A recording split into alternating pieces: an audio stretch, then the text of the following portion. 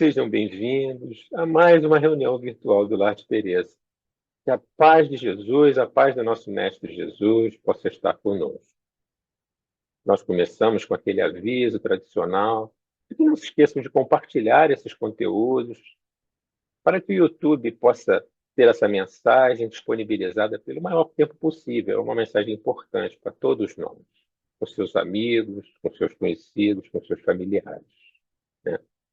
Também, ao darmos início às nossas reuniões, nós lembramos que nós alternamos sempre o conteúdo, um conteúdo do Evangelho, um conteúdo do Livro dos Espíritos e eventuais conteúdos especiais. Hoje é o dia de um conteúdo do Evangelho.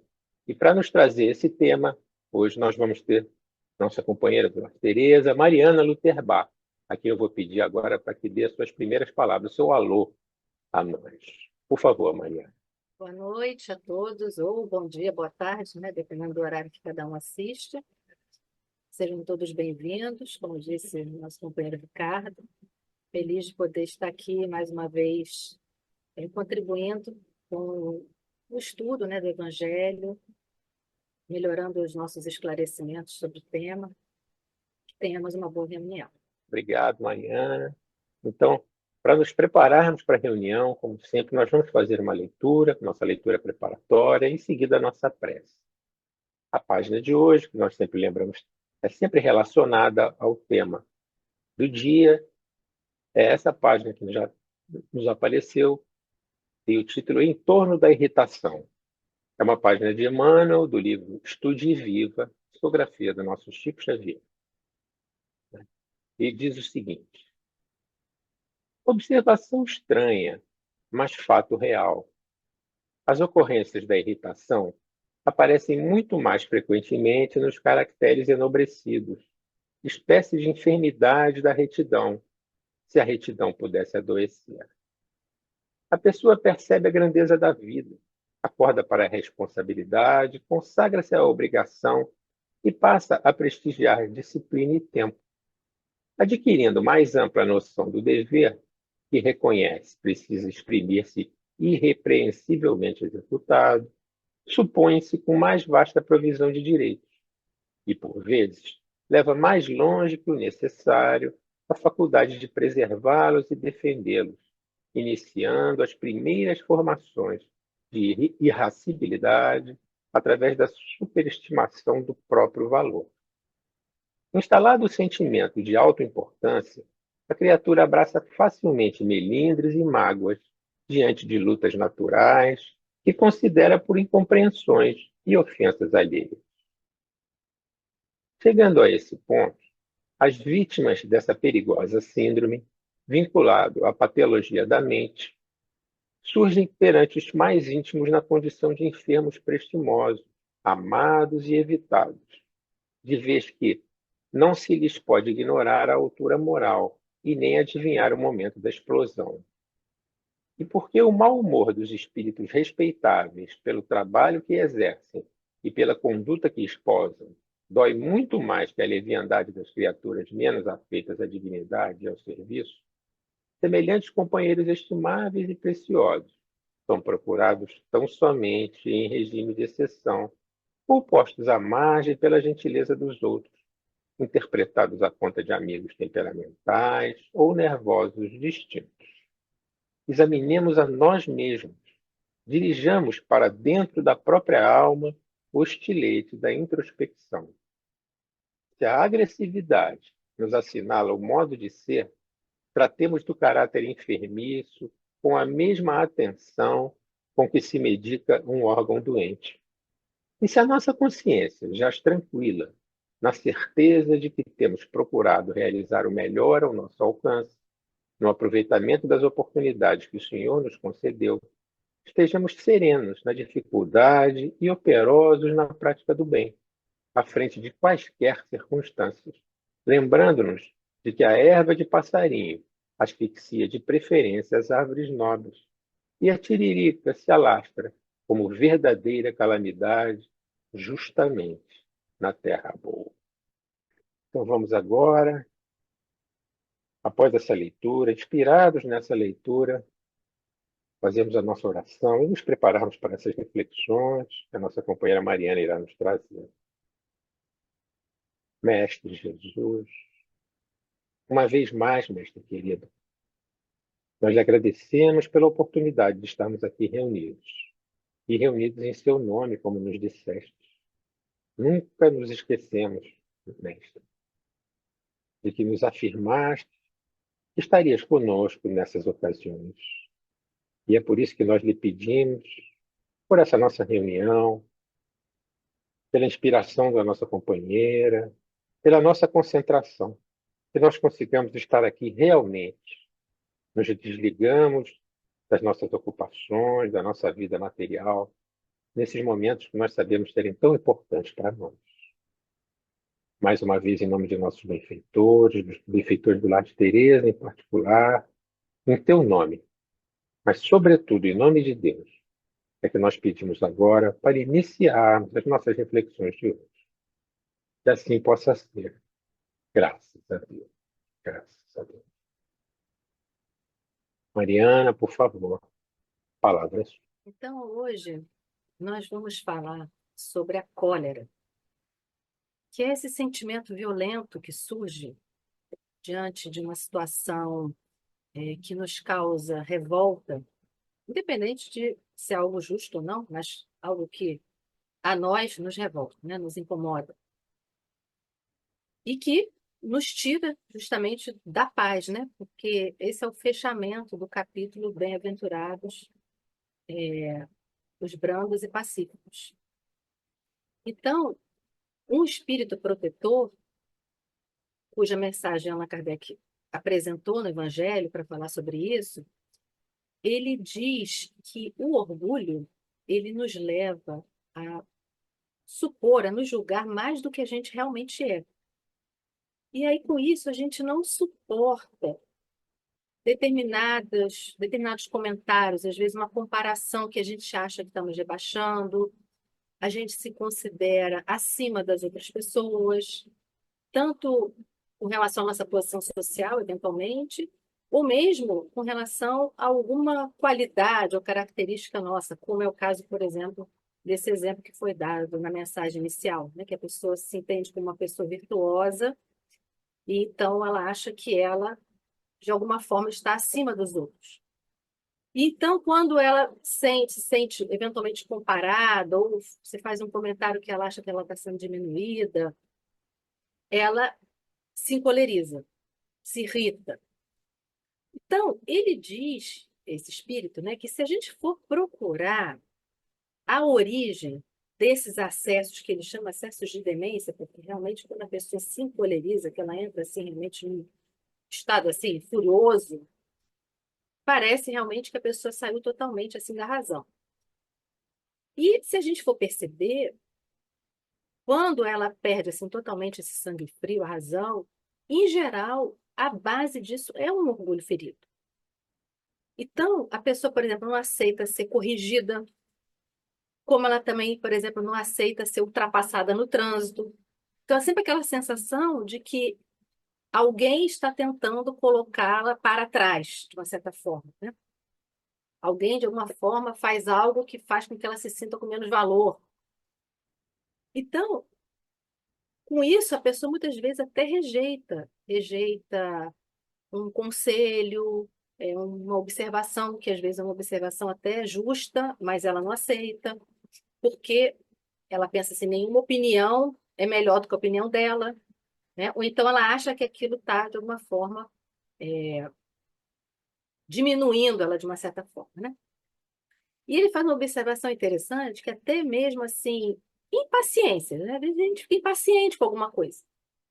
Essa impaciência também, e às vezes com coisas pequenas, né? Coisas assim do dia a dia, às vezes são contrariedades assim, pequenas do dia a dia que a gente se impacienta. Ele fala que isso também vem dessa importância que a gente liga à nossa personalidade, que a gente acha que tudo tem que se curvar a gente, né? Então, ele fala, né, que a pessoa se atira, assim, né, se atira a tudo, né? A natureza, os objetos, as pessoas, porque as coisas não obedecem. Então, você vê aquela pessoa, por exemplo, né, que de repente joga um celular longe porque o celular, sei lá, está lento, não está obedecendo, ou dá um soco na televisão, no computador, porque a coisa não quer funcionar, né? Sei lá, a porta não quer abrir, a pessoa soca a porta. É, e às vezes são coisas realmente pequenas. Eu me lembro, sempre me recordo de muitos anos atrás, eu vi o doutor Drauzio Varela dando um exemplo, não me lembro se era num texto ou numa entrevista, de uma coisa bem do dia a dia, né? Ele falou a pessoa chega na garagem, por exemplo, para pegar o carro, e era numa época que as pessoas usavam bem mais carro, né? Não tinha muito, não tinha ainda essa coisa do aplicativo, né? Então quase todo mundo tinha carro na garagem.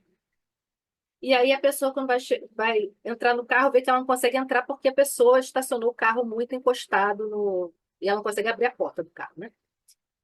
E se a pessoa tem essa tendência, assim, de se irritar com as coisas, o que que ela faz?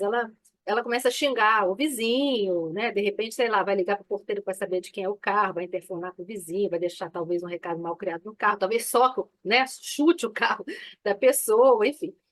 E ele falou assim, que se a pessoa simplesmente está afim de viver bem o seu dia, né, manter a sua paz, a sua tranquilidade, obviamente que é uma coisa desagradável, mas ela simplesmente dá a volta, entra pelo banco do carona, passa lá por cima do câmbio, não sei o que, ela senta lá no carro e sai dirigindo, né? Mas tem pessoas que elas não aceitam, né, que alguém possa ter colocado, né, o carro encostado no carro dela, né, como se fosse assim, isso não é justo, né? A pessoa não pode fazer, está me atrapalhando, né, o dia. Sem pensar que, bom, claro que a pessoa que fez isso pode ser uma pessoa egoísta, realmente, que só pensa nela. Mas às vezes nem é, às vezes a pessoa só chegou tarde, estava cansada, né? Enfim, nem percebeu, né? Às vezes a vaga era apertada, etc.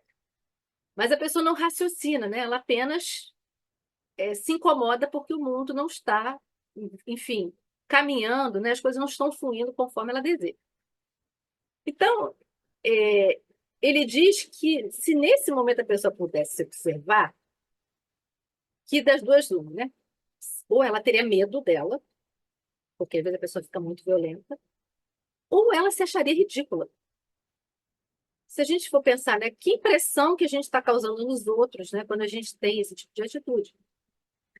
Porque muitas vezes a pessoa realmente é objeto de piedade. Porque às vezes as pessoas olham e falam assim, gente, que papelão, né, que fulano fez.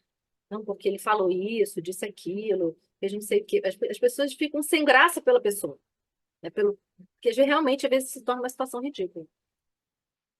O Emmanuel fala que essa cólera, ela é um traço de recordação que a gente tem dos primórdios da nossa vida, né? Aquelas expressões mais grosseiras.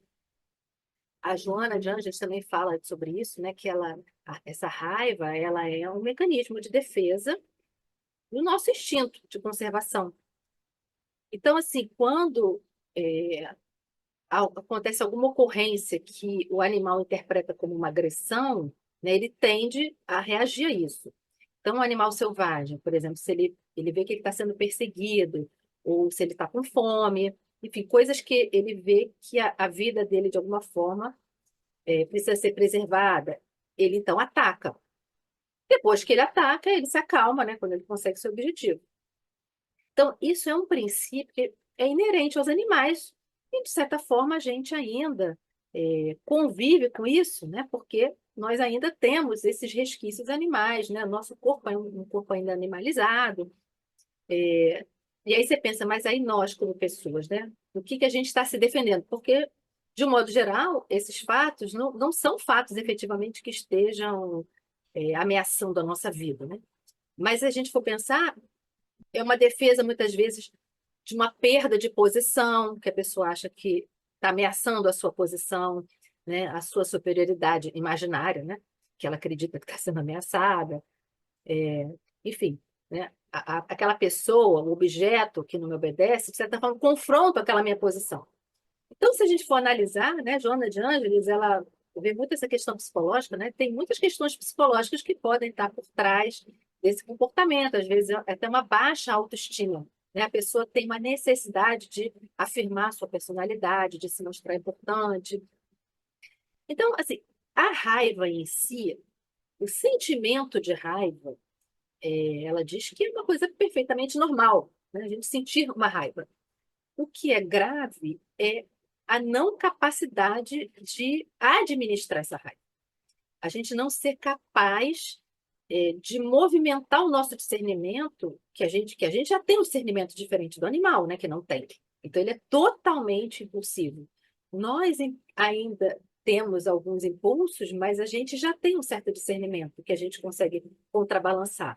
Se a gente tem uma raiva que bloqueia completamente, né, o nosso raciocínio, né, nossa capacidade de discernir, é que é grave.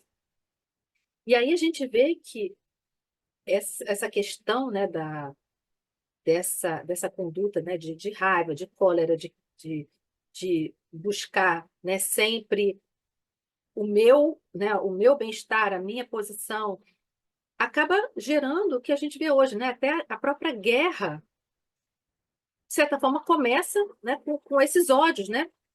Que são poucas pessoas que tomam ali aquelas decisões e isso acaba gerando, né, como se fosse um fogo que vai se alastrando.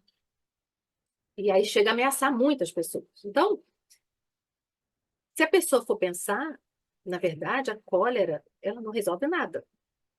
Muito pelo contrário, geralmente mais complica as coisas do que resolve. E o que é pior, geralmente ela própria é a sua primeira vítima, porque a primeira pessoa que tem algum problema é a própria pessoa, porque isso altera muito a saúde, né? Esse momento assim de nervosismo, né? Porque a pessoa tem aquele impulso. Então, a Joana de Ângeles até explica, né, que a raiva ela produz uma descarga de adrenalina, de cortisol no sistema circulatório, e aquilo alcança o sistema nervoso central, causa aquela agitação, a pessoa fica ansiosa, isso mantém o sangue numa parte superior do corpo, isso vai trazer vários prejuízos para a organização física, tanto também para a parte emocional, psíquica. E quando isso acontece assim com frequência, isso gera até o endurecimento das artérias, isso vai trazer vários distúrbios orgânicos, a raiva constante, a pessoa que está sempre irritada, né? Ela começa a ter uma desorganização do seu sistema nervoso central, ela passa a ter disfunções, né, de glândulas endócrinas, e então vai problemas de aparelho digestivo, fora esse comportamento psicológico irregular.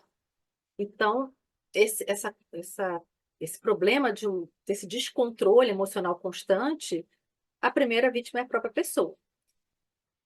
Agora, é claro que também as outras pessoas são afetadas. E muitas vezes as pessoas afetadas são pessoas queridas da pessoa, porque são as que estão mais próximas, muitas vezes, né? Pessoas, às vezes, que estão dentro da própria casa, né? Às vezes, as pessoas que convivem no ambiente de trabalho. E ela acaba, se a pessoa tem isso repetidamente, ela acaba tornando as pessoas infelizes, porque ela se torna uma pessoa desagradável, que está sempre incomodada, né? Como eu disse ali na mensagem inicial, aquela pessoa que as pessoas até evitam, porque tudo ela toma, né? É, tudo ela se incomoda, tudo ela reage. E fora que, assim, num acesso de fúria, a pessoa pode praticar um ato que ela pode se arrepender pela vida toda, né? E aí a gente vê quantas coisas, né, acontecem. André Luiz diz que a gente tem que evitar cólera como se a gente fugisse, assim, de um cabo de alta tensão, porque realmente é algo que pode trazer efeitos muito graves. O Emmanuel, numa ocasião, ele afirmou que se a gente fosse nas penitenciárias para fazer ali uma pesquisa dos motivos que levaram as pessoas à criminalidade, a gente verificaria que assim, 80% das pessoas foram vítimas de cólera, porque ela tira a pessoa do próprio raciocínio, né? Levando a pessoa, digamos assim, de novo para aquela animalidade. Se a gente também pudesse ouvir os desencarnados, assim, homicidas, né, que estão numa situação espiritual complicada, seria a mesma coisa, porque elas estariam lamentando ali o momento que elas perderam o controle delas mesmas, né? Né? Chegaram a praticar um crime, né? E desencarnaram e estão ali com aquele peso, digamos, na consciência, né? De ter tirado a vida de alguém ou de ter, enfim, causado um problema grave a alguém por conta, né, desse descontrole. E assim, Emmanuel fala também dessa coisa da cólera, lembrando que tem a questão vibratória, né? Que é tipo uma tempestade magnética. Se qualquer palavra que a gente arremessa nesse momento de cólera, é como se fosse um raio, assim, fulminatório, né? Quem estiver na frente vai receber aquilo. E tem até um caso interessante, contado pelo Chico, que ele diz que teve uma reunião lá no centro Luiz Gonzaga, que ele trabalhava, que chegou uma senhora, uma jovem senhora, né? Se aproximou dele, estava reclamando de muita dor de cabeça. E aí o Chico escutou, né? E falou para lá sentar ali na assistência, participar da reunião. E aí no final da reunião a senhora veio, né? Com uma fisionomia já radiante, né? Feliz, assim, aliviada, que a dor de cabeça tinha passado logo no início da reunião. E aí depois que ele se despediu dela, ele explicou que o Emmanuel tinha dito para ela que aquela senhora tinha tido uma discussão muito forte em casa com o marido. E ela quase foi agredida pelo marido, fisicamente. O marido quis bater nela, só que ele não fez, né? Ele se segurou. Mas vibracionalmente, ele a agrediu. Provavelmente, né, na hora que ele falou, uma série, deve ter falado muitas coisas agressivas, né? Então, aquilo provocou uma concentração de fluidos deletérios e esses fluidos invadiram o aparelho auditivo dela. Provavelmente deve ter vindo com as palavras, né? E aquilo causou uma dor de cabeça nela. Então, quando começou a reunião, ele viu o doutor Bezerra de Menezes colocando a mão sobre a cabeça dela, e aí ele viu saindo de dentro do ouvido dela um cordão fluídico escuro, que era o que estava produzindo a dor. Então, são coisas que a gente não percebe, às vezes a gente acha que é só uma palavra que depois, de repente, a gente pede desculpas, aquilo vai ser esquecido, mas dependendo da energia com que aquilo é dito, né? Energia com que a gente emite certas ideias, certos pensamentos, às vezes a gente nem fala, né? Emite aquela ideia, aquilo vai chegar, né, na pessoa. E aí, por isso, provavelmente, que André Luiz fala que quando a gente amanhece de mau humor, se a gente tem essa tendência, né, de perder, às vezes, o prumo, assim. Ele fala, antes que o flagelo se instale de todo, assim, na nossa cabeça, né, fazer com que a gente se desequilibre, na nossa voz, ele fala que a gente deve começar o dia pedindo, digamos, a divina providência, que a gente fique uma laringite, porque a gente fica impedido de falar, né? É claro que ali naquele caso, né, se ele tivesse batido nela, né, teria sido pior, né? Porque ainda teria também fisicamente uma agressão, né? Mas mesmo assim ela, de alguma forma, sentiu, né, esse impacto. Então, no final, esse espírito fala que essa cólera não quer dizer que a pessoa não tenha qualidades. Às vezes a pessoa até tem várias qualidades. Às vezes é uma pessoa que gosta de ajudar, né? A pessoa, às vezes, pratica coisas de caridade, é uma pessoa, às vezes, que presta favor, enfim. Mas, apesar disso, ela muitas vezes, por outro lado, faz muito mal. Então, a gente precisa realmente se esforçar por vencer esse tipo de coisa, porque você acaba contrabalançando, né? Você faz bem por um lado e mal pelo outro. Algumas pessoas acham que essa característica, né, irritadiça, pessoa que está sempre, né, que tem essa coisa assim muito irritada, às vezes é alguma coisa que a pessoa já nasce com aquilo, né? Na época de Kardec, que não se tinha conhecimento de muitas coisas ainda do nosso próprio organismo, né? Tinha aquela ideia dos corpos, que eles diziam, os corpos biliosos, os corpos linfáticos, o que levou Hahnemann a escrever uma mensagem falando sobre isso, né? Que o corpo não dava, não era o corpo que dava irritação à pessoa. As pessoas muitas vezes colocavam a culpa no organismo. Hoje, obviamente, que a gente não tem mais essa visão, né, do corpo bilioso, do corpo linfático, mas ainda muitas vezes existe essa ideia quando a gente vê as pessoas falarem assim: ah, fulano é irritado igual o pai, né, ou igual a mãe, como se aquilo fosse algo genético, né, que a pessoa herdasse de família. A família dele é toda assim, né, a família dela é assim, como se aquilo fosse algo genético. Quando a gente sabe que isso não é isso é do espírito. É claro que o que acontece muitas vezes é que existe ali uma simpatia entre as pessoas, né? No sentido de familiaridade.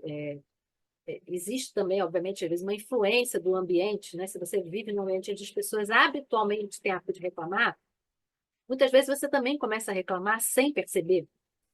Então, porque são coisas que a gente, se a gente não tem assim já muito fortalecida a nossa personalidade, a gente capta muito isso também, né?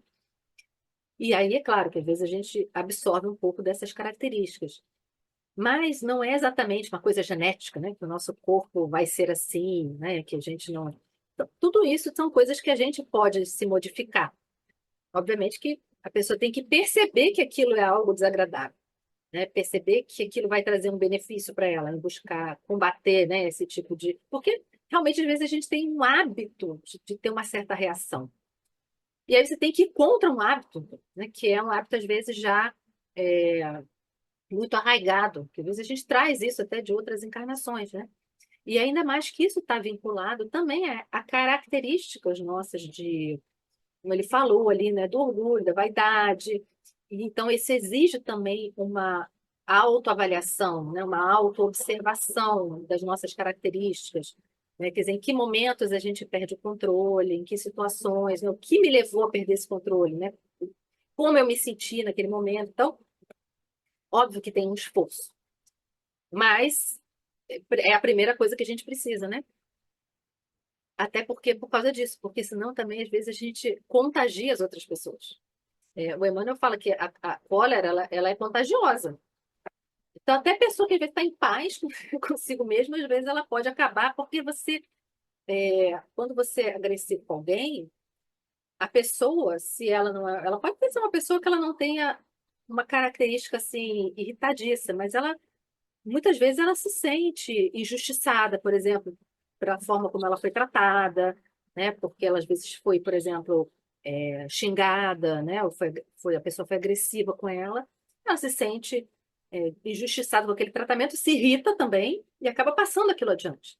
Então ele fala que a gente tem que ter, assim, fazer o máximo possível de silêncio, né? Não responder para que essa cólera não fique com a gente, né? E a gente deve recorrer à oração, quando a gente vê que a gente está se irritando com certas coisas, para a gente vencer essas reações negativas, porque isso pode nos levar até um ato, né, assim, criminoso.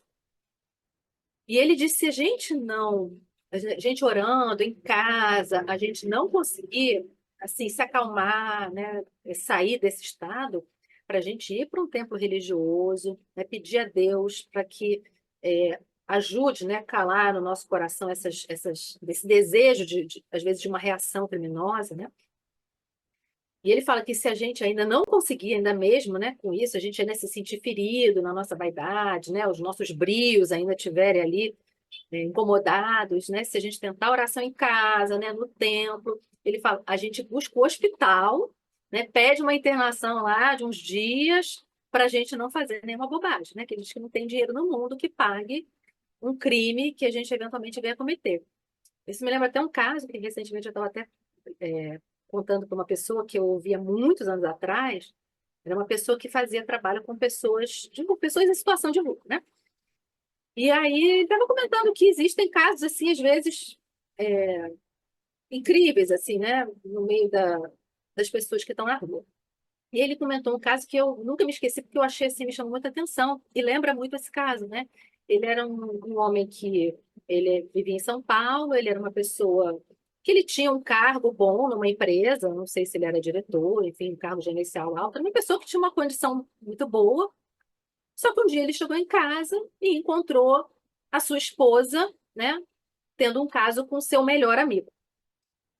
E quando ele viu essa situação, ele ficou aquilo subiu a cabeça dele de uma tal maneira que o desejo dele era de matar a ambos. E para não fazer isso, ele saiu de casa.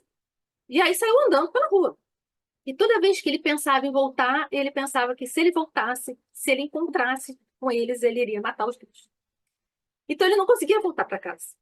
E com isso ele ficou circulando na rua, circulando, e ficou circulando. E aí, enfim, eu não me lembro dos detalhes, né? Que esse caso já foi contado há muitos anos. Eu sei que ele acabou vindo parar aqui no Rio de Janeiro. E estava vivendo na rua, né? E aí, na época, as pessoas que faziam esse trabalho, né, foram tentar buscar um encontro dele, né, com uma filha, enfim, ele falou que ele tinha vontade, sim, de reencontrar a filha, mas não se sentia ainda em condição de retornar e de encontrar os dois, né?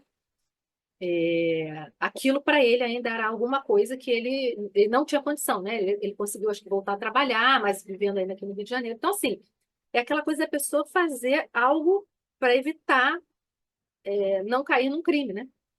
Nesse caso, ele saiu de casa, ele ficou vivendo na rua, mas não conseguiu escapar dessa situação, né? Que provavelmente seria algo a qual ele se arrependeria, né? Por muito tempo. Então, a gente deve pedir a Deus que nos ajude a ouvir, né, as coisas, muitas vezes, tem injúrias, e às vezes a gente tentar entender, né? Porque muitas vezes quem traz isso para nós é muitas vezes alguém que está numa situação de desequilíbrio. Então, às vezes, a questão nem é conosco, né, especificamente. É a pessoa própria que não está bem.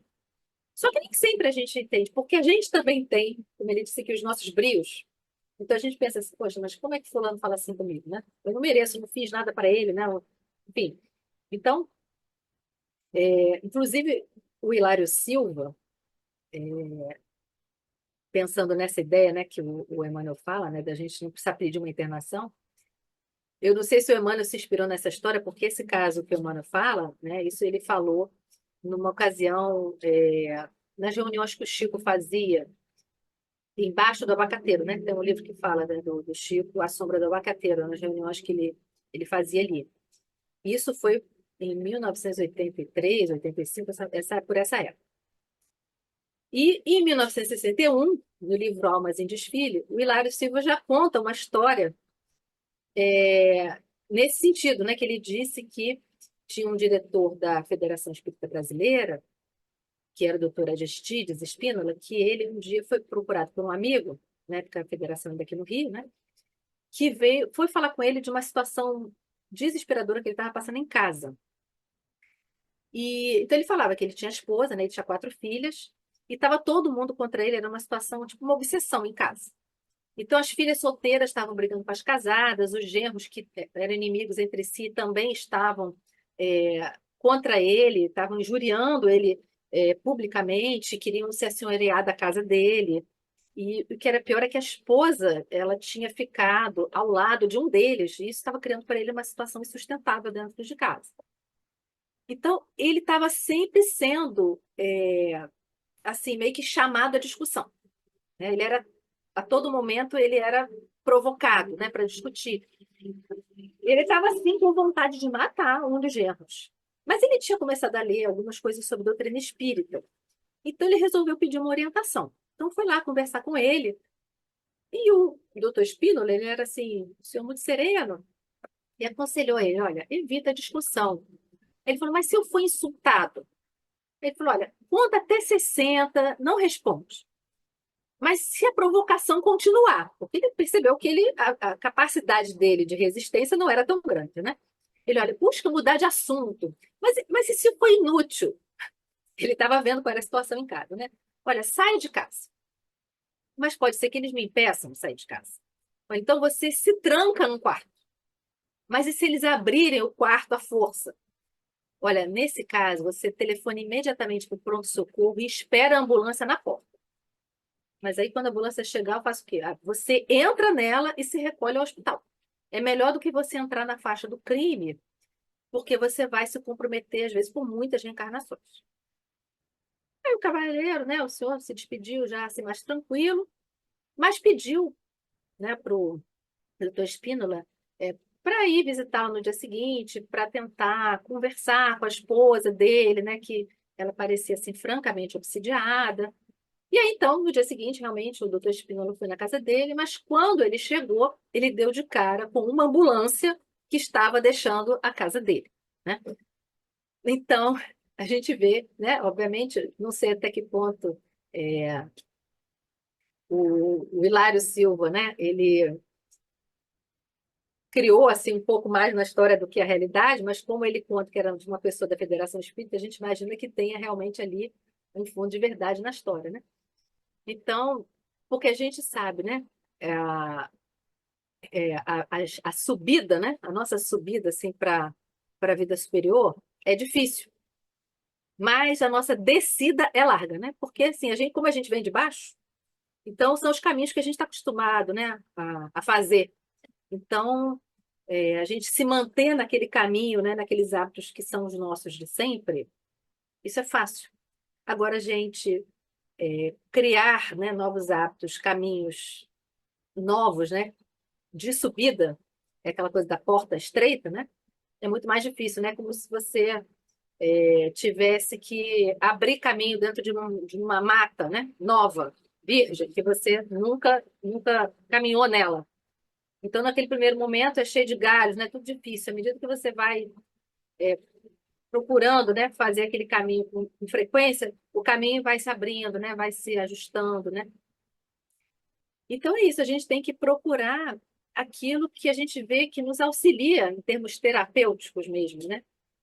É claro que a gente tem ali, como o Emmanuel falou, né, da oração, a gente pode ir, né, à casa espírita, porque assim como aquela senhora, né, que ela recebeu ali uma assistência espiritual lá no centro, né, do Chico, a gente também, no momento do passe, muitas vezes os espíritos, eles retiram, né, fluidos que estão em nós, às vezes que nós mesmos, às vezes com nossos pensamentos acumulamos, ou que às vezes eventualmente a gente recebe, né, nos ambientes. E nós também podemos buscar, assim, através de boas leituras, de boas palestras que a gente assiste, porque são coisas também que vão enriquecendo a nossa mente com ideias mais otimistas, então vão substituindo, às vezes, certos clichês psíquicos que a gente tem, que levam a esses comportamentos, e a gente vai substituindo aos poucos por ideias novas. É claro que não são coisas que são de um dia para o outro, né? Mas a gente vai, é como se a gente fosse enriquecendo o pensamento com as novas ideias. Então, aos poucos, elas vão substituindo. É como se você tivesse um copo com água suja, né? E que você vai ali pingando, né?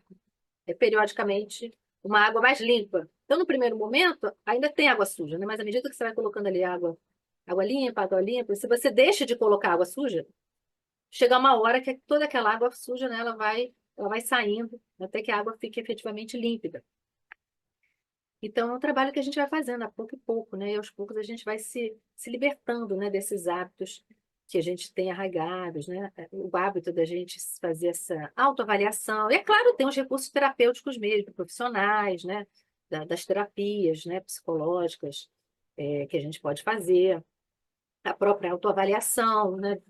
Ao final de um dia, por exemplo, a observação do dia que passou, como é que foi o nosso comportamento, né? O que a gente sentiu que, de alguma forma, tirou o nosso equilíbrio, né? Aquilo que a gente sentiu que nos desajustou.